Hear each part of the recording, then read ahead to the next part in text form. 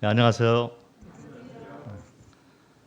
네, 오늘 복음 전도 집회 셋째 날인데 첫째 날은 이제 뿌리 찾기에 대해서 저희가 알아봤고 어저께 둘째 날은 하나님의 창조 계획, 인간을 향한 창조 계획과 인간의 그 반역죄에 대해서 알아봤습니다. 어저께 그 끝나는 시간 조금 즈음해서 제가 반역죄를 짓고 형벌을 받기에 마땅한 죄인들임에도 불구하고 창조주 하나님께서 여전히 인간들을 향한 사랑은 변치 않으셔서 창조주께서 직접 몸을 가지고 이 땅에 오셔서 십자가에서 죽으신 거에 대해서 잠깐 말씀을 드렸습니다. 혹시 우리 가운데 오늘 처음 듣는 그런 분들이 계시다면 반드시 첫째 날하고 둘째 날 그 녹화 영상을 보셔서 처음부터 끝까지 이렇게 그 연결되는 것에 대해서 유익을 얻으시기 바랍니다. 마지막 날이기 때문에 이제 그러면 어떻게 하나님과의 관계, 언약 관계가 다시 회복이 되는 거에 대해서 오늘 소개를 좀 해드리려고 합니다. 오늘 말씀을 우리가 잘만 이렇게 이해를 하시고 받아들이시는 그런 분들은 사실은 그 가장 그 복된 소식을 오늘 갖게 되는 것입니다. 믿는다는 의미에 대해서 오늘 조금 구체적으로 소개를 드리려고 합니다. 어저께 제가 소개해드린 그 성경 말씀, 인간 창조 목적은 인간을 창조하시고 이 창조할 때 하나님의 형상에 따라 창조했다, 이렇게 성경에 나와 있는 대로 하나님처럼 우리를 만드신 것이죠. 그래서 하나님을 생각할 때 하나님은 거룩하신 분이다, 그리고 영원히 사시는 그런 분인 것을 우리가 하나님의 형상을 생각할 때 떠올릴 수가 있습니다. 그래서 이 거룩한 영생을 드러내 놓으신 가시적인 것이 뭐냐면 에덴 동산에 생명나무하고 선악을 알게 하는 나무를 세워 놓은 것이죠. 그래서 에덴 동산에 있는 이 두 나무를 생각할 때 많은 분들이 여기 대해서 다른 분별을 가지고 있는데 사실은 그렇게 그래서 이 선악을 알게 하는 나무를 인간이 택해서 악으로 빠졌고 반대로 이제 생명나무를 먹었으면 영생을 얻었고 이렇게 분별을 하는 분들이 대부분인 것 같아요. 그런데 그렇게 분별을 할 수도 있겠지요. 그런데 성경을 보면 이 거룩함에 대해서 전체적으로 말씀을 하고 그리고 영생에 대해서 말씀을 해놓고 있습니다. 그리고 이 두 가지 주제는 생명나무와 선악을 알게 하는 나무의 주제가 되는 거예요. 그 의미가 되기 때문에 저 개인적으로 그렇게 분별을 하면서 성경 전체의 맥을 꿰뚫고 있는 것이 인간 창조 후에 막바로 하나님께서 하신 그 사역, 인간을 에덴 동산에 두시고 에덴 동산 중앙에 생명나무와 선악을 알게 하는 나무를 세워 주신 것을 통해서 성경 전체의 맥을 드러내 놓으셨다라고 저는 분별을 하면서 이것이 바로 복음이다. 그래서 우리에게 영생을 주기를 원하시는 하나님의 계획, 그리고 거룩함을 주기 위한 하나님의 계획을 이 두 나무를 통해서 우리가 알 수 있고, 선악과의 의미는 어저께 소개드린 대로 이 영생과 거룩함의 근원은 오직 하나님으로부터만 나오는 거다, 이렇게 분별을 할 수가 있습니다. 그래서 피조물과 창조주 간의 유일한 경계선이라고 하면 영생의 근원은 나다, 내가 생명의 주인이고 왕이다, 그리고 선과 악의 기준은 내가 정하는 거다, 내가 재판장이라는 것은 그 자리를 우리가 넘어서서는 안 된다는 거죠. 반드시 천국에 가도 영원히 우리는 이 자리를 넘어서서는 안 된다는 거예요. 당연한 거잖아요. 그래서 생명나무와 선악을 알게 하는 나무를 통해서 이것을 밝히 말씀하시면서 선악과를 통해서 우리에게 경고와 언약의 말씀을 해 주신 것입니다. 우리의 자리를 지키고 창조주는 복을 주시는 분이고 생명의 근원, 의의 근원이시다. 그래서 우리는 이 경계선을 넘어서서는 안 되는 건데 이 선악과의 의미가 바로 거기 있다는 거죠.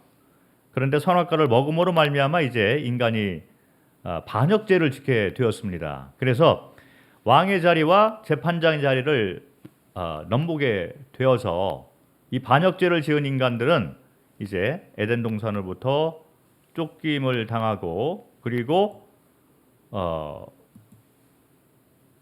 죄인으로 이렇게 이 땅에서 살아가게 되면서 죽음이라는 것을 맛보게 되는 것이죠. 반역죄를 얘기할 때 예레미야서 2장 13절에 나와 있는 것처럼 두 가지 악을 행했다.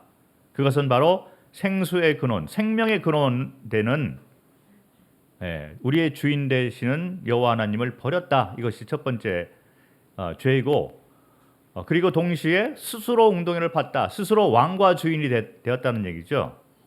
그리고 선과의 기준도 스스로 정해서 살고 있는 악한 반역죄인들이다.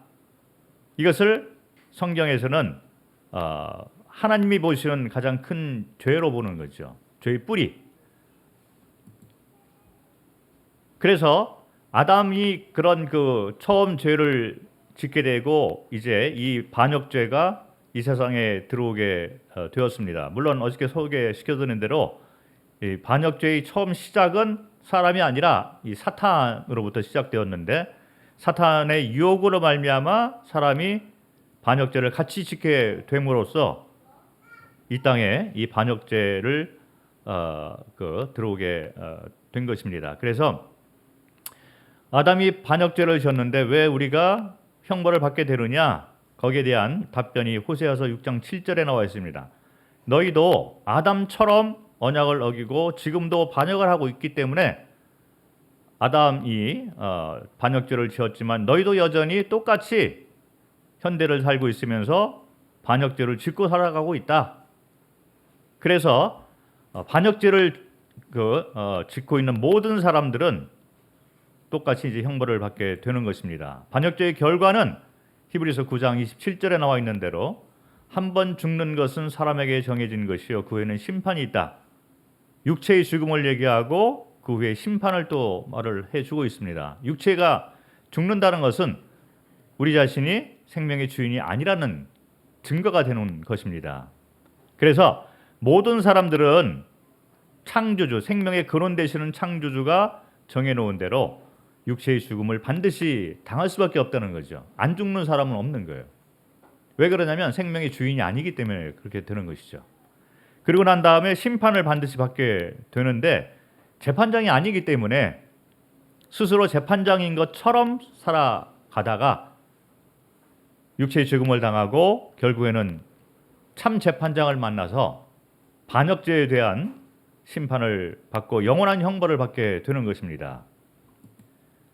자, 여기 보면 영원한 형벌을 말을 해주고 있는데 마태복음 25장 41절에 보면 영원한 불을 말을 해주고 있는데 이게 지옥이 되는 거죠. 성경의 다른 성경 구절에 지옥으로 이렇게 그 단어를 사용을 하고 있는 것을 볼 수 있습니다.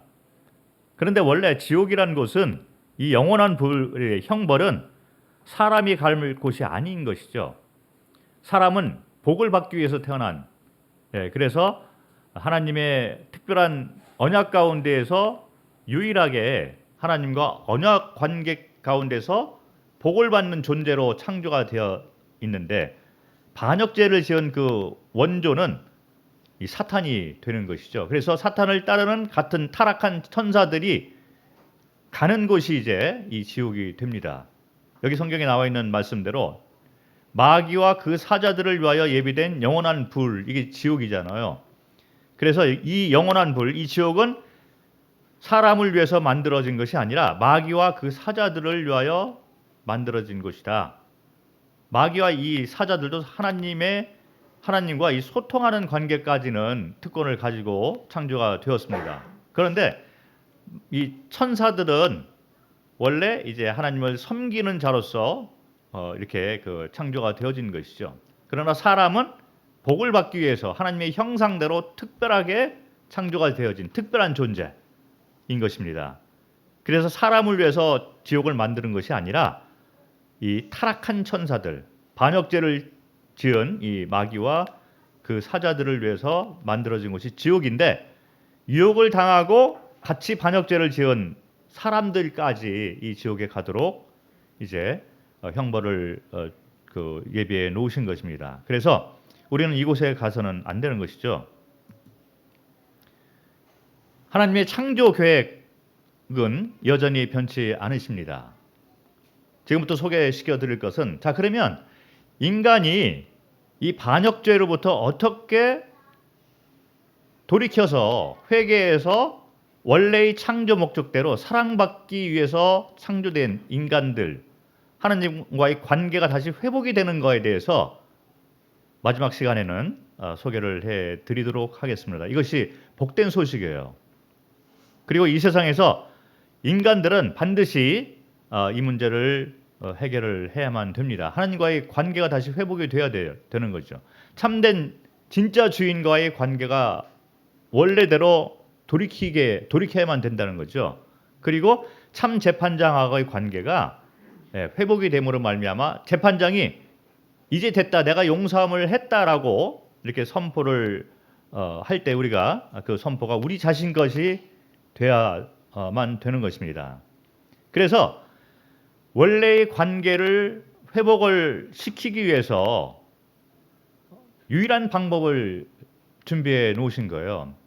하나님께서 아까 여기 그 반역죄의 결과가 뭐냐면 한 번 죽는 것은 사람에게 정해진 것이고 그 후에는 심판이 있다, 이렇게 창조주께서 형벌의 그 결과를 선포를 이미 해 놓으신 것이죠. 이것은 변할 수가 없는 거예요. 그리고 창조주 외에는 이 반역죄에 대한 선고에 대해서 이 형벌의 그 기준에 대해서 그 누구도 이것을 변경시키거나 또 이것을 뛰어넘어서 당하지 않는 그런 존재는 없다는 거죠. 그래서 오직 이 반역죄에 대한 결과에 대해서 선포를 하신 그분만이 이것에 대해서 해결을 할 수가 있다는 거죠. 그래서 창조주께서 이 반역죄를 용서해 주기 위해서 친히 이 반역죄를 담당하기 위해서 이 땅에 오셨다는 것입니다. 이것이 창조주가 몸을 가지고 오신 이유예요. 그래서 이 창조주가 몸을 가지고 이 땅에 태어난 이 분이 바로 예수 그리스도시라는 것입니다. 그 예수께서 이 땅에 태어나실 때 몸을 가지고 와야 되는 그 이유가 뭐냐면 사람이 육체의 죽음을 당하잖아요. 그래서 대신 육체의 죽음을 당하기 위해서는 육체가 있어야 되는 거예요. 그런데 사람처럼 반역죄인은 아니시기 때문에 이분이 몸을 가지고 태어날 때 처녀의 몸을 빌어가지고 성령으로 잉태해서 하나님의 영으로 잉태해서 사람의 몸을 통해서 태어나신 분이 예수 그리스도다. 그래서 성경에 나와 있는 대로 동정녀, 처녀의 몸이죠. 동정녀 마리아의 몸을 빌어서 육체를 가지고 이 땅에 태어나신 분이 예수 그리스도가 되시는 것입니다. 이것은 사랑이죠. 대신 이 형벌을 받기 위해서 이 땅에 오셨습니다. 창조주의 사랑은 변치 않으시다는 것을 예수 그리스도가 육신을 가지고 오신 것을 통해서 우리가 확실하게 알 수 있는 것입니다. 그리고 육체의 죽음 후에 심판을 당하게 되는 반역죄인들을 대신해서 심판까지 담당하기 위해서 이 땅에 몸을 가지고 오셨다는 것입니다. 그래서 성경은 예수 그리스도를 뭐라고 말을 하고 있냐면 세상 죄를 지고 가는 하나님의 어린 양이다, 이렇게 선포를 했습니다. 죄를 지고 가는 하나님의 어린 양. 인간이 죄를 짓고 그 바로 후부터 하나님께서 구약 성경에 밝히 적어놓은 죄 사함의 방법은 뭐냐면 동물이 대신 죽는 거죠. 그래서 동물의 몸이 죽고 사람 대신 죽는 거죠. 그리고 동물의 피가 흐르는 그 죽음을 통해서 대신 용서 받는 이 방법을 인간이 죄를 짓고 추방당한 후부터 그렇게 만들어 그 길을 만들어 놓으셨습니다. 그리고 구약 시대를 보면 그런 그 방법을 통해서 구약 시대의 사람들도 확실한 믿음을 가진 사람들이 하나님과의 관계가 회복된 것을 볼 수 있습니다. 아브라함이라든지 노아라든지 이런 분들은 예수 그리스도께서 이 땅에 몸을 가지고 오시기 전에 살았던 사람이지만 똑같은 영적 원리, 하나님께서 마련해 놓으신 그 똑같은 대속사역의 원리를 통해서 구원받은 것을 우리가 볼 수 있습니다. 믿음을 통해서 구원받은 거죠. 자, 그래서 때가 되니까 이제 이 어린 양으로 대속사역, 이 죄를 대신 짊어지고 죽기 위해서 예수님께서 이 땅에 몸을 가지고 오셨습니다. 그래서 세상 죄를, 이 반역죄를 지고 가기 위해서 이번에 오셨다라고 선포를 하고 있는 거예요. 그리고 실제로 요한복음 19장 30절에 보면 예수님께서 이 땅에 이제 3년 동안 사셨습니다. 몸을 가지고 사시고 마지막 때가 되니까 예수께서 십자가에서 죽으셨습니다. 일부러 그렇게 죽음을 당하신 거죠. 그래서 몸이 육체의 죽음을 당하실 때 마지막으로 하신 말씀이 있어요. 그게 뭐냐면 다 이루었다 이 말씀을 하고 영혼이 이제 몸에서 빠져나가셨습니다.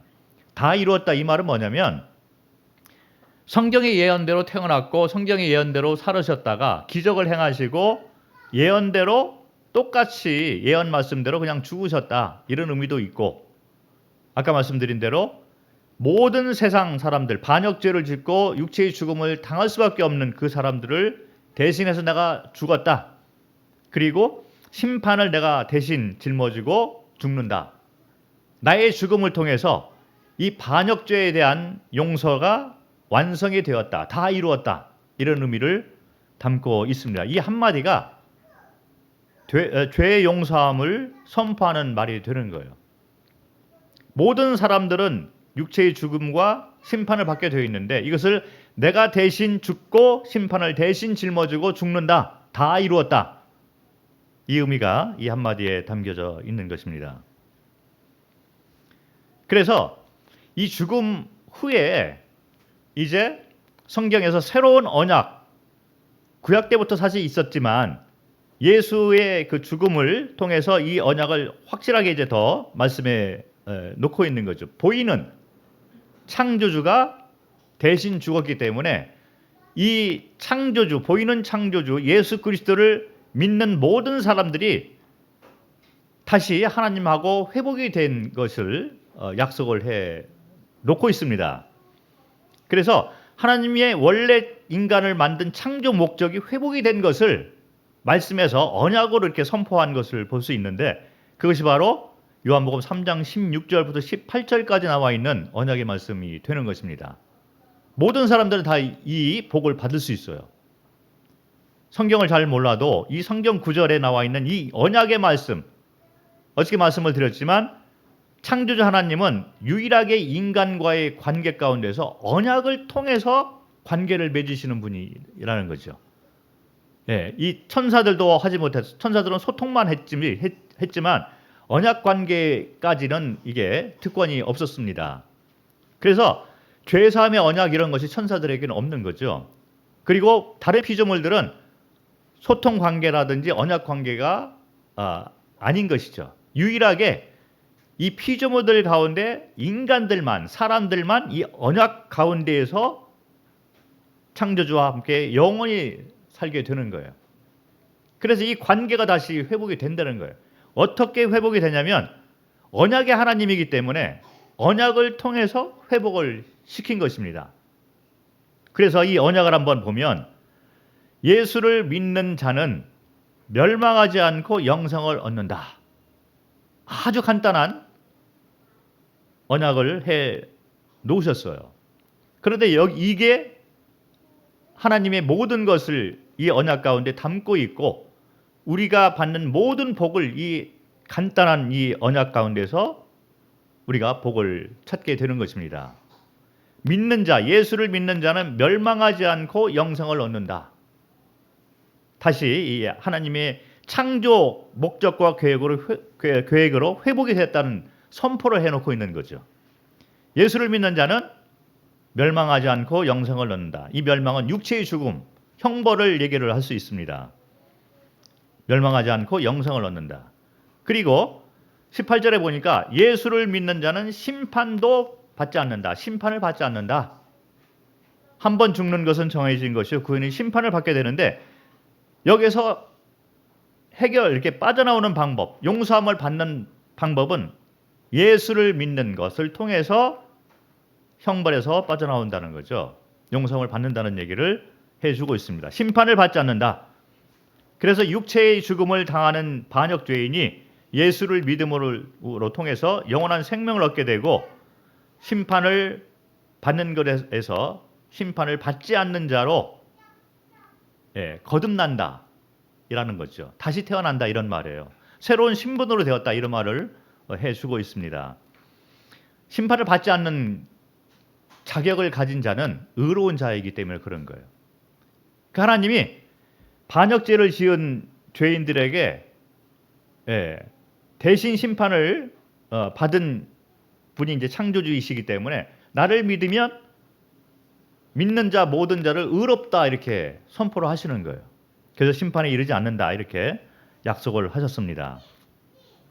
믿는 자는 영원한 생명과 심판에서 벗어나서 거룩한 자가 되었다는 거죠. 그래서 원래 창조 목적대로 거룩한 영생을 가진 자가 되었다. 이런 약속을 우리에게 해주고 있는데, 이 약속이 지금 이 순간에도 유용하다. 하나님의 약속은 변치 않기 때문에 여기 계신 모든 분들이 이 언약을 믿은 자가 되면 영원한 생명과 심판에서 벗어나는 특권을 가지게 되는 것입니다. 그런데 예수님께서 창조주이심에도 불구하고 몸을 가지고 이 땅에 오셔서 사람 대신 죽고, 그리고 이제 심판을 대신 감당하셔서 돌아가셨습니다. 죽으셨는데, 죽음에서 끝난다면 예수께서 참 주인이고 왕이고 창조주이고 그리고 재판장이라는 것이 증명이 안 되는 거죠. 왜 그러냐면 한 번 죽는 것은 정해진 것이요 사람은 다 죽게 되어 있습니다. 예수께서 똑같이 사람처럼 죽고 그것이 끝이었다면 죽음에서 승리하는 자가 아니라는 거죠. 창조주가 아니라는, 진짜 주인이 아니라고 생각을 할 수가 있는 거예요. 사람하고 똑같지 않느냐. 그래서 단지 죽은 것으로서 이 대속사역이 완성이 될 수가 없는 것입니다. 사랑과 권능이 같이 가야지 우리의 모든 것을 책임을 질 수 있다는 거죠.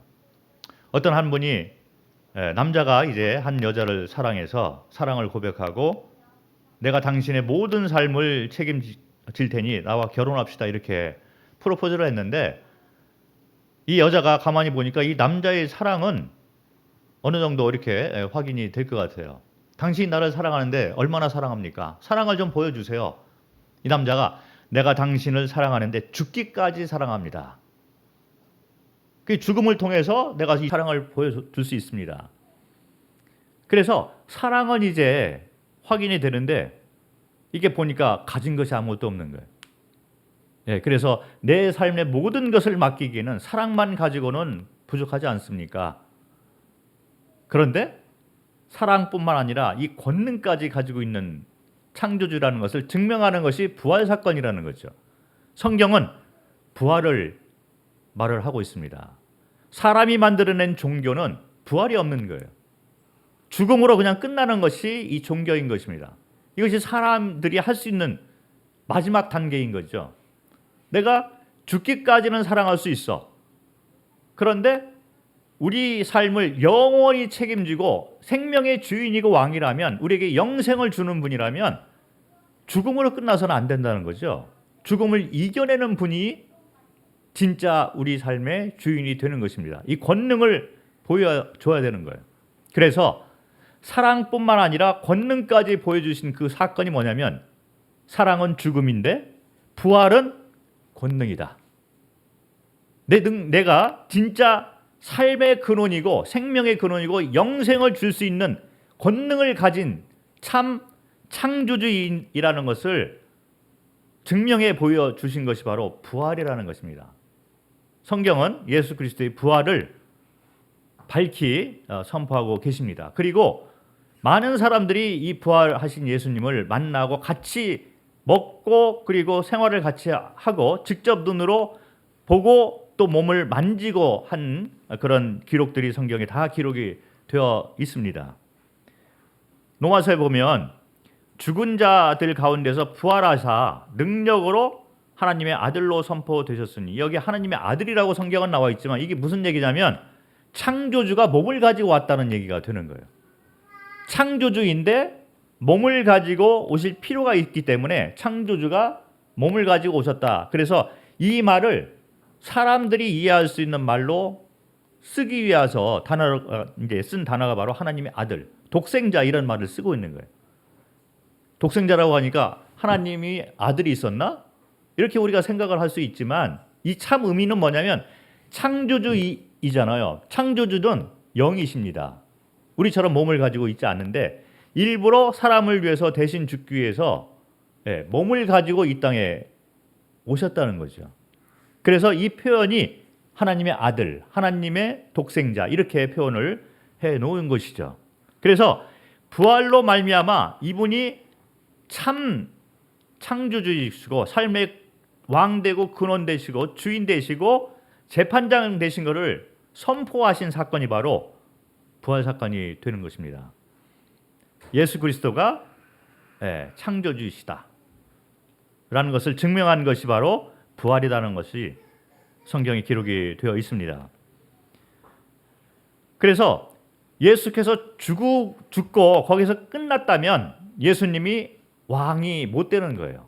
생명의 근원이 못 되는 것입니다. 왜냐하면 죽음으로 인해서 거기서 끝났기 때문에. 사람하고 똑같은 거죠. 죽었다가 살아날 수 있는 분은 오직 창조주 자신밖에 없다는 거예요. 왜 그러냐면 모든 사람이 한 번 죽는 것은 정해놨는데 이걸 누가 정해놨냐면 창조주가 정해놨잖아요. 생명의 주인이 정해놓은 거예요. 그런데 죽었는데 다시 안 죽고 살아난 분이 계셔요. 이거는 생명의 주인이신 창조주 자신밖에 없다는 거죠. 그래서 이 부활 사건은 반드시 일어나야 되는 사건이 된 것입니다. 부활이 없다면 크리스찬들은 너무 불쌍한 자들이에요. 다른 사람하고 똑같은 거죠. 다른 종교하고 똑같은 거죠. 우리는 속은 자가 되는 것입니다. 그런데 성경에서는 부활을 확실하게 증명해 놓으셨고 부활 때문에 크리스찬들은 영생을 갖는 거가 되고 거룩함을 받는 자가 되었던 것입니다. 부활은 크리스찬의 믿음 가운데 핵심 내용이 되는 것이죠. 부활을 통해서 여기 보면 임금, 왕이라는 거죠. 그리고 구주, 우리를 사망과 죄에서 건져낼 수 있는 구주라는 것을 증명해 놓으셨다는 거죠. 그래서 사도행전 5장의 이 말씀은 부활을 통해서 내가 왕이고 생명의 왕이고 내가 생명의 구세주라는 것을 내가 증명을 했다. 이 선포를 해놓고 있는 것입니다. 부활을 고린도전서 15장에 보면 이 한 장 전체가 이제 이 부활 사건에 대해서 설명을 자세하게 해놓고 있어요. 그런데 예수께서 성경대로 인간의 죄를 담당하기 위해서 대신 죽기 위해서 또 대신 심판을 받기 위해서 성경의 예언대로 이분이 죽었다. 성경 예언대로 죽으셨고 또 장사 지냈다. 장사 지낸 바 되었다. 이건 뭐냐면 묻혔다는 거죠. 무덤에 갇혔다. 성경대로. 그런데 성경대로 사흘 만에 다시 부활했다. 그리고 난 후에 이 부활된 몸을 여기 성경에 보면 이름들이 다 나와 있습니다. 게바라는 사람, 이 베드로죠. 베드로에게 직접 보이셨다. 이 보이셨다는 단어가 계속 나오는 걸 볼 수 있어요. 게바에게 보이시고 12 제자에게와 500여 형제들에게 동시에 보였다. 이 수많은 사람들, 군중들이 모여있는 그 장소에 부활한 몸을 가지고 예수께서 직접 몸을 보였다. 그리고 그때 이 성경을 쓰고 있는 이 시간에도 직접 눈으로 확인한 살아있는 자들, 그들이 지금 이 가운데도 많이 있고, 어떤 사람은 이렇게 예수의 부활을 직접 만지고 목격을 눈으로 이렇게 했던 사람들인데, 그 가운데 이 성경을 쓰는 이 시점에서 어떤 사람이 이미 죽었다는 거죠. 그런데 대부분은 살아있다. 목격자들이 대부분 살아있다. 그리고 그 중에 야고보라는 사람이 또 있다. 야고보에게 보이셨으며 모든 사도와 맨 마지막에 태어난 이 사도 바울에게도 보여줬다. 성경에 보면 부활을 계속 보여준 거예요. 한 사람뿐만 아니라 이 사람에게 보여주고 저 사람에게 보여주고 군중에게 보여주고 수많은 사람에게 일부러 보여주셨다는 거죠. 그래서 부활을 직접 본 사람들, 직접 예수의 부활한 몸을 만진 사람들이 부활에 대해서 전파하기 시작합니다. 그래서 그 부활 사건을 그 죽고 부활한 그 장소, 이 예루살렘부터 시작해서 그 근방에 있는 다른 사람들에게도 계속 전파하기 시작한 거예요. 예수가 부활했다. 죽은 자가 부활했다. 이 세상 모든 사람들이 할 수 없는 이 부활을 예수님이 하셨다. 그래서 부활 사건을 계속 전파하기 시작하면서 이 부활에 대한 그 간증이죠. 직접 본 것을 계속 전파하면서 그 간증의 이 소문이 이제는 유럽까지 건너가고 아프리카로 건너가고 아시아까지 이게 들어오게 돼서 여기 있는 성도들도 이 부활의 소식을 우리가 듣고 믿고 성도가 된 것입니다. 이게 크리스찬들이에요. 크리스찬인은 어떤 특징을 가지고 있냐면 부활을 믿는 자들이죠. 예수가 부활했다. 예수의 부활이 없다면, 예수의 부활을 믿지 않는다면 우리는 크리스찬들이 아닌 것입니다. 여기 보면 아주 확실한 이런 그 성경 구절이 있습니다. 이 부활에 대해서 뭐라고 말을 했냐면, 그를 죽은 자 가운데서 다시 살리신 것을 모든 사람에게 믿을 만한 증거를 주셨느니라. 자, 예수님께서 창조주이시고 생명의 주인 되고 재판장 된 것을 어떻게 증명을 할까? 사람들이 이렇게 듣고서 모든 사람들이 믿을 만한 이 증거가 있어야 돼요. 반론이 없는 확실한 증거가 있어야 되는데 그게 부활이라는 거죠. 그래서 종교는 사람이 만들었습니다. 그런데 이 종교 지도자들은 다 죽은 후에 부활한 사람이 아무도 없는 거예요.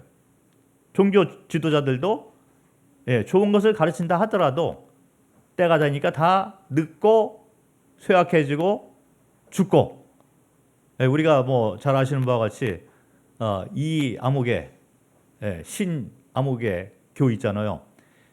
이단인데 그분들이 부활을 얘기를 하지만 이 암흑의 이분이 하나님이다 이렇게 믿는 사람들이 많이 있지만 늙어가는 모습을 보면서, 몸을 가누지 못하는 그 모습을 보면서 오늘 내일 장례식이 얼마 남지 않은 것 같아요. 죽겠죠. 그걸로 끝입니다. 그런데 예수는 무덤이 비어 있다는 거예요. 부활했기 때문에. 그래서 이 부활 사건을 통해서 모든 세상 사람들은 예수님이 생명의 근원 되시고 주인이라는 것, 재판장이라는 것을 반격을 할 수가 없다는 거예요. 부인을 할 수 없다는 것입니다. 모든 사람들이 믿을 만한 확실한 증거를 주셨는데 그것이 바로 부활이라는 거죠. 우리가 믿는다는 것은 무엇을 믿느냐? 예수님을 믿는데 예수님의 죽음과 부활을 믿는다는 거예요. 이것은 바로 예수님의 사랑과 권능을 말해주고 있는 것입니다. 부활에 대해서 사도행전에 이제 이 제자들이 부활을 직접 목격하고 부활의 몸을 만진 사람들이 부활을 전파하고 다니니까 안 믿는 사람들이 있는 거예요. 그러니까 답답하니까 그분들에게 향해서 외침의 목소리가 이 성경에 담겨 있어요. 뭐라고 외쳤냐면, 당신들은 하나님이 죽은 사람을 살리심을 어찌하여 못 믿을 것으로 여기느냐? 왜 못 믿느냐? 사람이면 죽은 걸로 끝나지만 이분은 사람이 아니라는 거예요. 생명의 주인, 왕 되시고 창조주가 몸을 가지고 오셨다. 부활을 보면 확실하게 이것이 증명되지 않느냐. 예수를 믿어라. 이 말이 되는 것입니다. 그래서 제자들이 예수의 부활을 외치고 다녔어요. 역사적인 사실이고 이 외침을 믿는 자들이 전 세계적으로 세대가 바뀌어도 수많은 사람들이 이 부활 사건을 믿고 크리스찬이 되었고 되고 있고 앞으로도 될 것입니다. 부활이 없다면 우리의 신앙은, 우리의 믿음은 헛것이라는 거죠. 그러나 감사하게도 부활은 증거로서 남아 있습니다. 자, 그래서 이 믿는다는 의미가 과연 무엇일까? 하나님의 언약을 믿는 것이죠. 창조주가 우리를 사랑하고 그리고 처음 그 창조 계획대로 우리에게 거룩한 영생을 주기를 원하시는 이 언약. 그래서 믿는 자는 예수 그리스도의 이 죽음과 부활을 믿는 자는 영생을 얻었고 심판에 이르지 않는다. 그 언약을 믿는다는 거죠. 그리고 이분이 바로 우리의 삶의 주인이고 심판장 되시는 것에 대해서 우리가 믿는다는 것입니다. 그런데 믿는다는 것에 대해서 사람들이 잘 와닿지 않는 그런 경우가 많이 있는 것 같습니다. 제가 오늘도 제가 집회 다 끝나고 이제 또 병원에 가야 돼요. 응급 환자가 있어서 중환자실에서 이제 돌아가실 분이 계셔요. 그게 원래 중환자지 백혈병 환자인데 이분이 원래 그 중환자실에 있으면서 이 치료를 받는 동안에는 면회가 안 됩니다. 외부 사람이 면회를 하면 이게 병균이 옮길 염려가 있기 때문에 면회가 금지돼 있는데 병원에서 식구들에게 연락이 왔어요. 면회가 가능합니다. 그 얘기는 뭐냐면 마지막 인사를 나누시고 준비하십시오. 이 얘기거든요. 그래서 마지막으로 가서 복음을 좀 전해주고 확실하게 좀 떠날 수 있도록 해달라 이런 부탁을 받고 제가 오늘 가게 돼 있어요. 그런데 이 환자들 가운데 어떤 분을 제가 만났는데 이분이 계속 이제 본인도 믿고 싶은 거예요. 이분도 이제 암 환자셨던 분이었는데 믿고 싶은 거예요. 그런데 전도자들이 와가지고 무슨 얘기를 하냐면 예수 그리스도를 믿으면 죄사함 받습니다. 이렇게 복음을 전하는 거예요. 믿으면 죄사함 받습니다. 왜 안 믿으십니까? 이분도 자기가 믿고 싶어요. 그런데 이게 잘 안 믿어지는 거예요.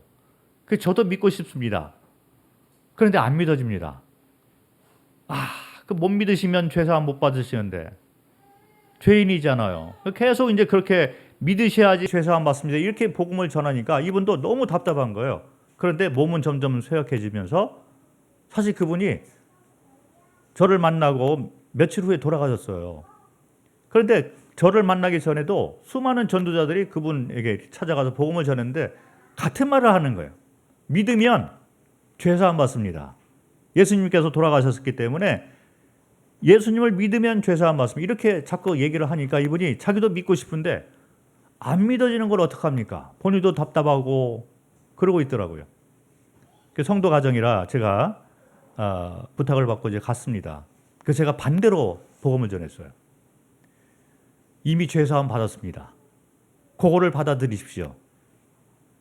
우리는 믿을 때 죄사함 받는다 이렇게 복음을 전하는 수가 많이 있어요. 믿는다는 의미는 이미 죄사함 받았다는 것을 믿는 거예요. 반대로 이렇게 전하면 안 되는 거죠. 내가 아직 안 믿었기 때문에 내가 죄사함 못 받는구나 이렇게 많은 사람들이 오해를 하고 있는데 감사한 건 뭐냐면 이미 죄사함을 다 해놨다는 거예요. 이걸 그냥 받아들이기만 하면 되는 거거든요. 이것을 제가 설명하기 위해서 성경 말씀을 가지고 한번 설명을 드리도록 하겠습니다. 성경 누가복음 17장을 보면 10명의 문둥병자가 실제로 있었던 사건이고 실제 이 사람들은 예수님을 만난 사람들이에요. 그래서 이 실제 사건을 성경 누가복음 17장에 적어놨습니다. 예수께서 예루살렘으로 가실 때 사마리아와 갈릴리 사이로 지나가시다가 한 마을에 들어가시니 나병 환자 10명, 이 문둥병자 10명이 있는 거예요. 예수를 만나서 우리를 좀 도와주소서 이렇게 간청을 했다는 거예요.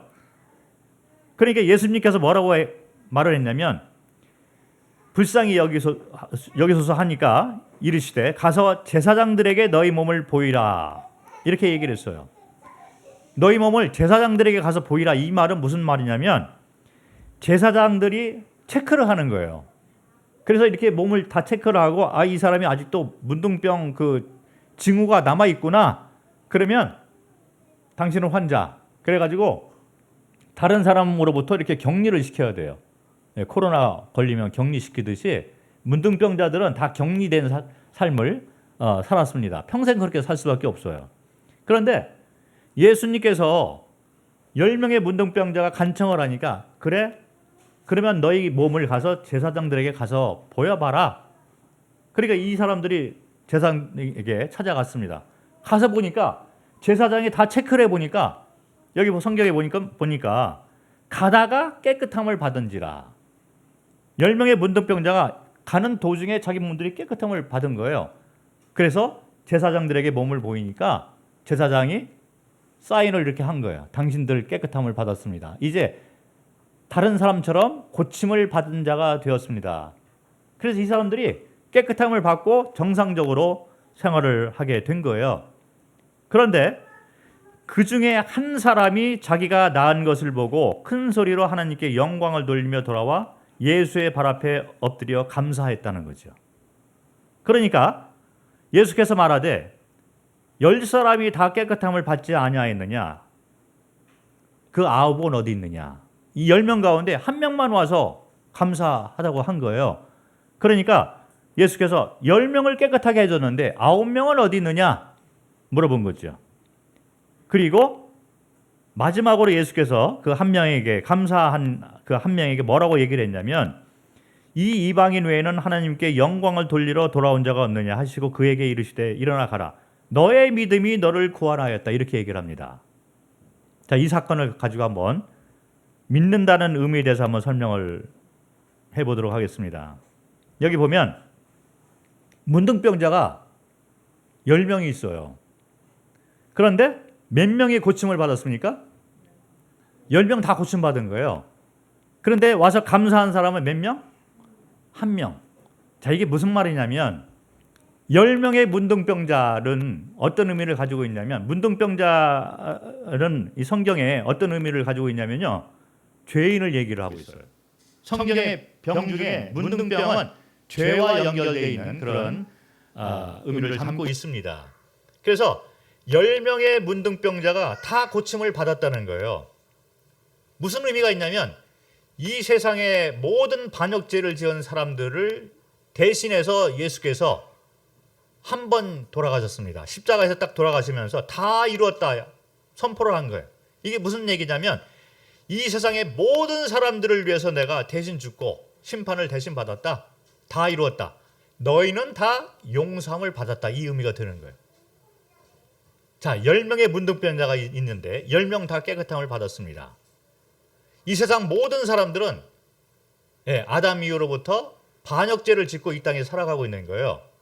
그런데 예수께서 십자가에 돌아가심으로 인해서 그들의 죄를 다 짊어지고 가셔서 다 용서해 놨다는 거예요. 다 이루었다. 내가 대신 죽었고 대신 심판을 받았다.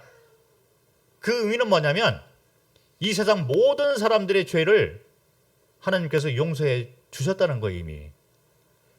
자, 우리 가운데 아직도 나는 죄인이냐 이렇게 생각하는 분이 있는데 그렇지 않습니다. 여러분들은 죄 용서함을 받은 거예요. 예수께서 그래서 돌아가신 거거든요. 여기 밖에 이제 돌아다니는 분들 가운데 무신론자, 나는 내 주먹을 믿어. 주먹을 믿던 뭘 믿던 간에 그 사람도 용서함을 받았습니다. 어떤 사람은 나는 귀신 믿어. 나는 무속이냐. 그런 사람도 있습니다. 그렇게 귀신을 섬기는 자라 할지라도 그들을 위해서 예수님께서 돌아가셨다는 거예요. 그래서 다 이루었다.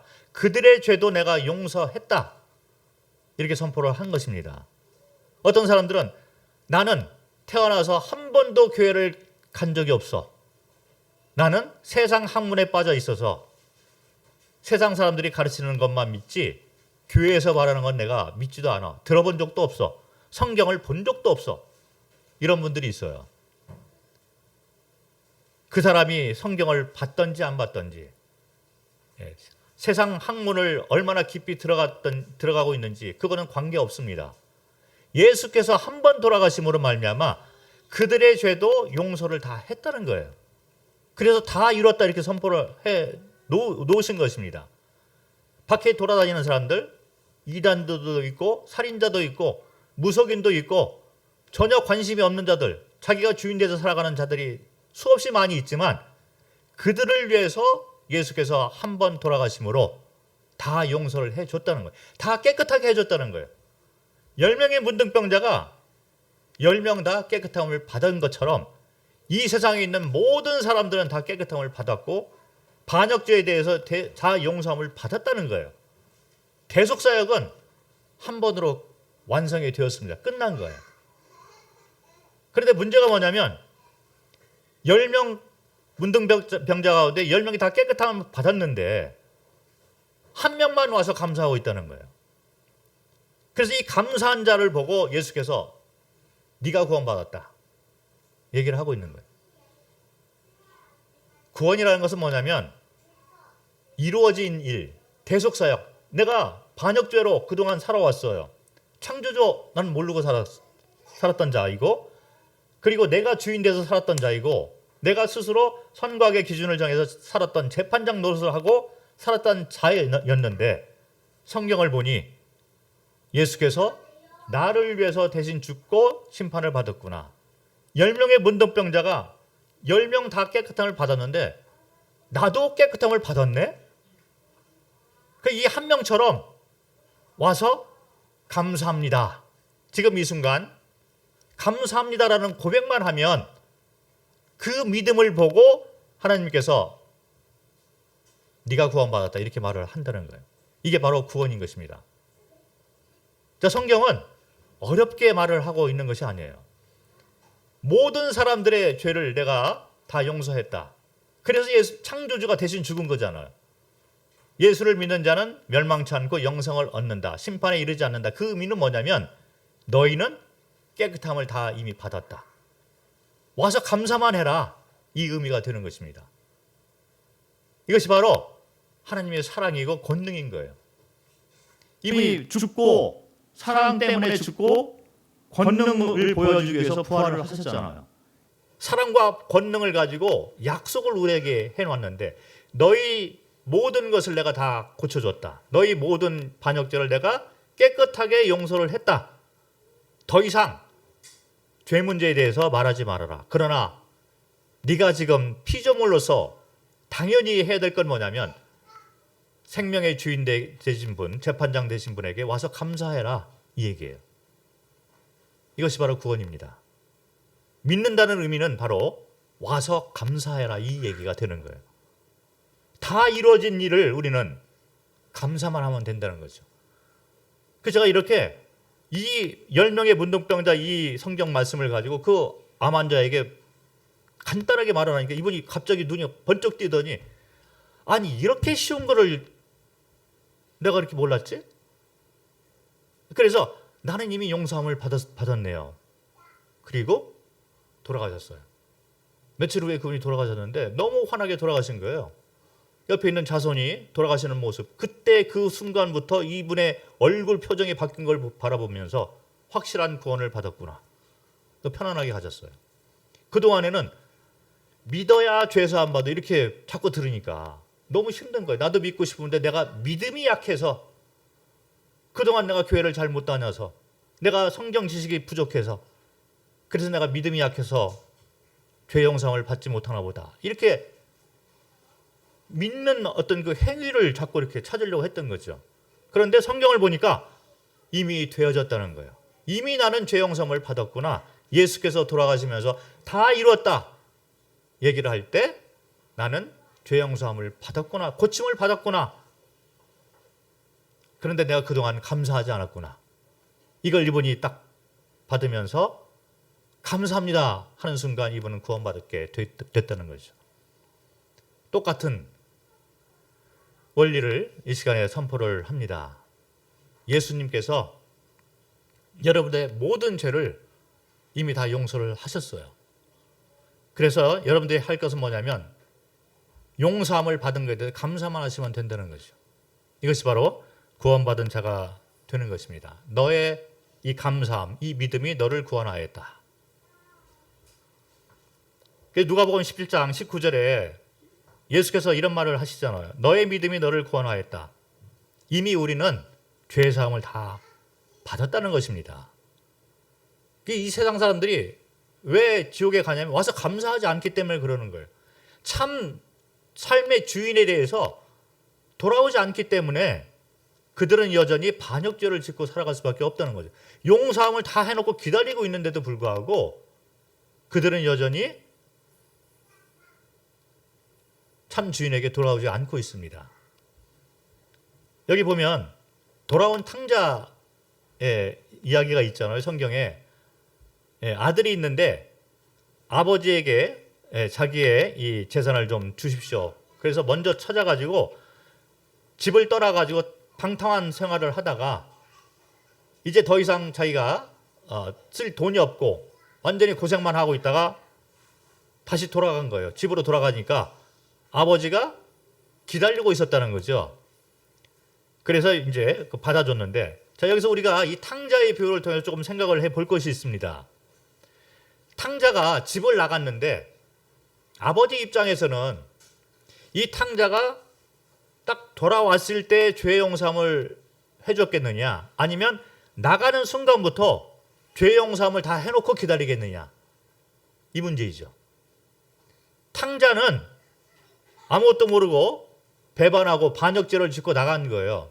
그런데 사랑이 많은 이 아버지 입장에서는 탕자가 반역죄를 짓고 집을 나가는 그 순간부터 이미 죄 용서를 다 해놓고 기다리고 있다는 거죠. 사실 이 탕자는 아버지의 사랑 때문에 죄 용서를 다 받고 있는 거예요. 근데 안 돌아온 거죠. 그 죄 용서는 집을 나간 그 순간부터 이미 죄 용서함을 다 받고 사랑의 아버지가 기다리고 있다는 것입니다.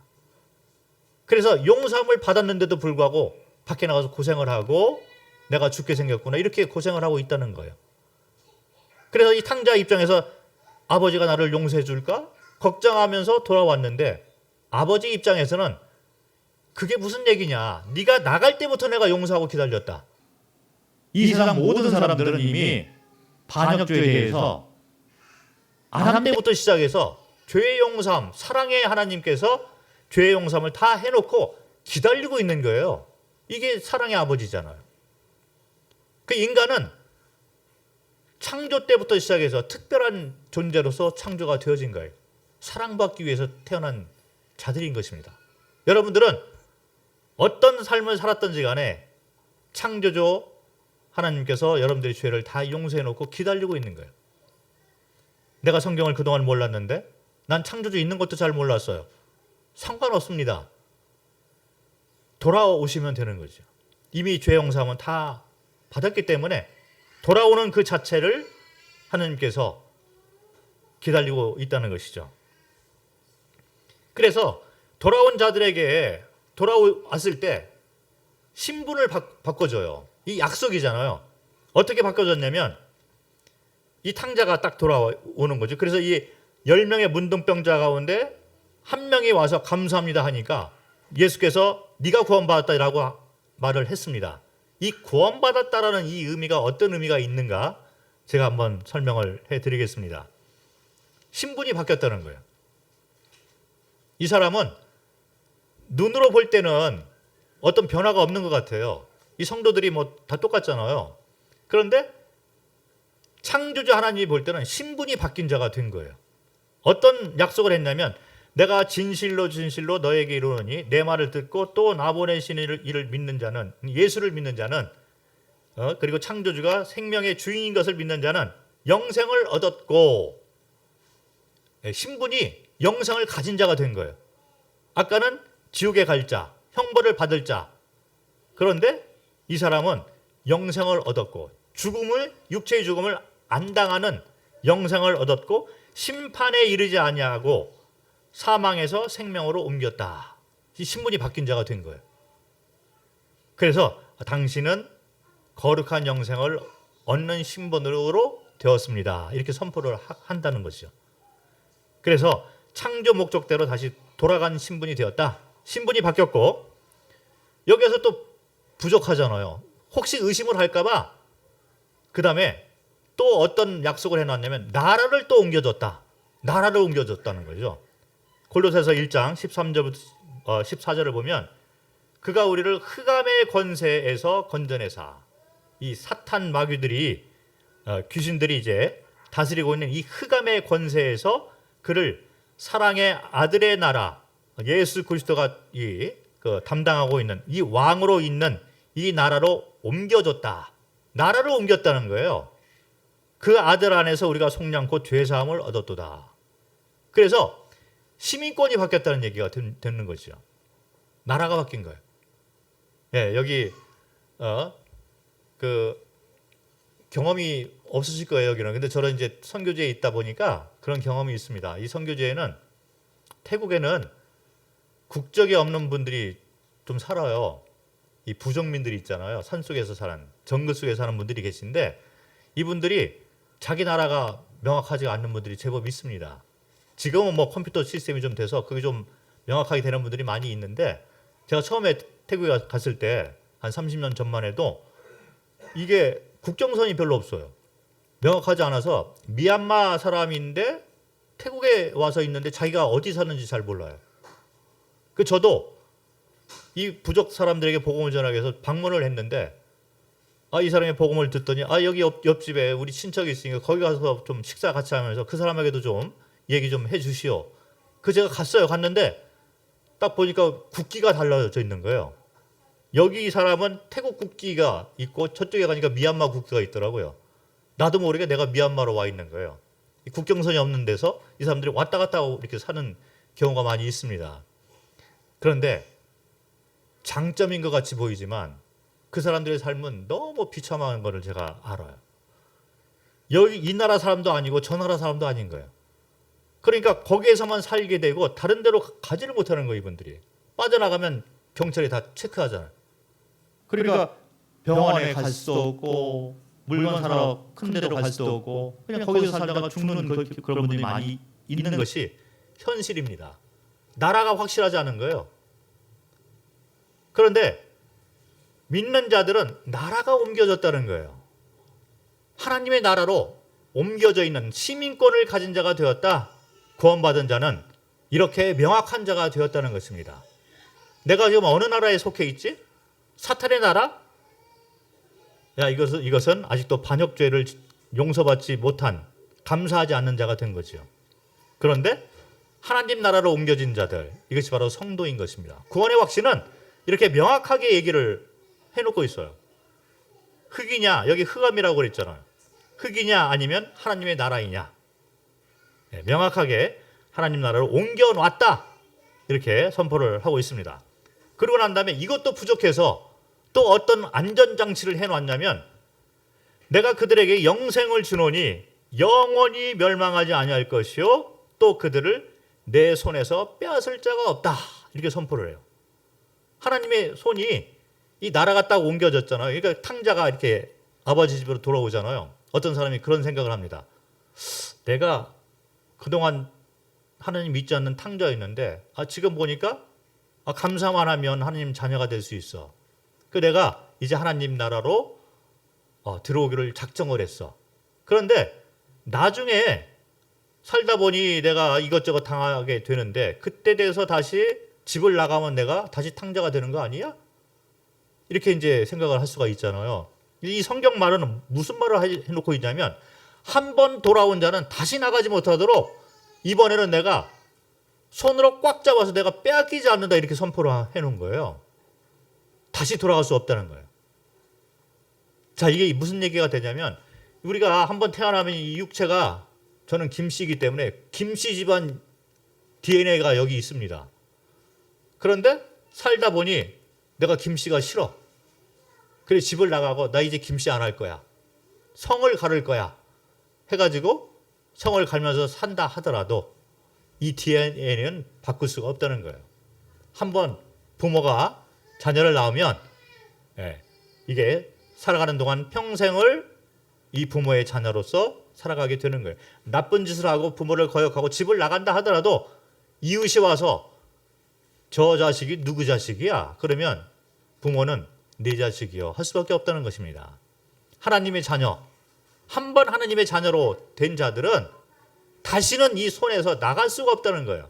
탕자가 돌아오면 하나님께서 이번에는 내가 너를 뺏기지 않을 거야. 그래서 손으로 꽉 잡아 놓는다는 거예요. 하나님의 손이 딱 잡아서 다시는 빼앗기지도 않고 내가 너를 놓치지도 않겠다. 이 약속을 해 놓으신 것입니다. 안전장치가 이렇게 많이 있는 거예요. 신분이 바뀌었고 나라가 바뀌었고 하나님의 손이 와서 딱 잡아 놨다는 거예요. 자, 이 그림을 보시면 명확하게 나와 있는데 여기 1번, 2번, 3번이 있어요. 1번은 뭐냐면 하나님을 전혀 안 믿는 사람들이라고 생각할 수 있습니다. 그래서 여기 밖에서 이제 돌아다니는 사람들, 이 사람들이 1번에 속해 있어서 이 사람들은 용서함을 다 받았는데도 불구하고 감사하지 않기 때문에 이제 지옥에 갈 수밖에 없는 자들인 것이죠.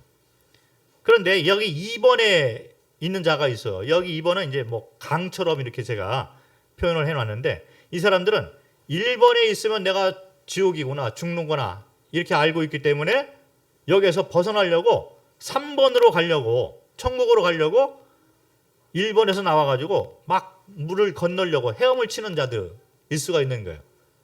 그 현실적으로 생각을 하면 교회를 나와서 내가 천국으로 가도록 좀 한번 열심히 해봐야 되겠다. 성경도 알고 내가 신앙생활도 열심히 해서 이 방법을 통해서 내가 천국을 가겠다 해서 1번에서 나와서 3번으로 가기 위해서 열심히 강을 건너고 있는 자가 2번이라고 생각할 수가 있습니다.